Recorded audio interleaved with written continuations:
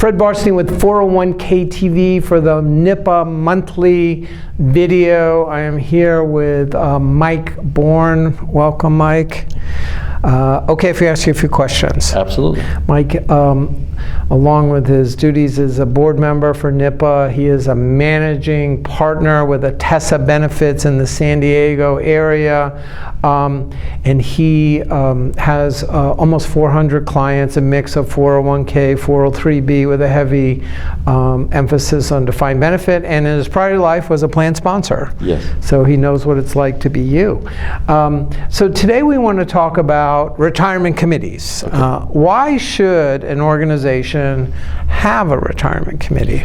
Well, first of all, the law requires that every plan has a plan administrator, and that plan administrator is responsible for interpreting the plan document, for making decisions about plan operations, and hiring the other service providers, and is a fiduciary to the plan, which means needs to act in the best interest of the plan. Right. So having a committee keeps one person from having to check themselves, am I acting in the best interest of the plan? It is now a group of people thinking, are we acting in the best interest of the plan?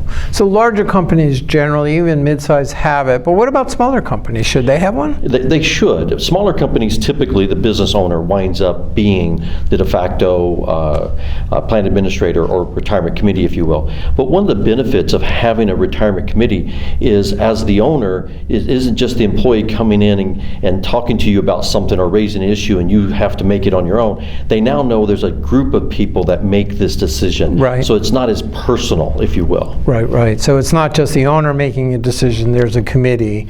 And also, if there isn't a committee, who is the de facto fiduciary? The business owner. Right. So having a committee is probably a little bit of a buffer, right? Although ultimately they are responsible. Absolutely. So give us a couple of best practices for the retirement committee. Well, the biggest thing for the retirement committee is making sure that they have the administration rules written down. In other Right. words, what they say they're going to do, they've got them written down. And then the next most important thing is to do it, to follow those rules, and to review them periodically. If they realize that they're now doing something differently than what they wrote down a couple of years, then update it. Because Right. the most important thing in a fiduciary practice is to make sure you're doing what you said you were going to do. Which means you should probably read your plan documents, right? Oh, you should definitely be knowledgeable about the plan document, absolutely. Yeah, oh, that's great. Well, that's great advice on the retirement committee. I like the fact that you call it retirement committee and not investment committee, because then retirement includes investments, but then you don't focus just on investments on it. So great. Well, thanks for your time today. Absolutely. Thank you for watching the NIPA 401k TV monthly video. Stay tuned.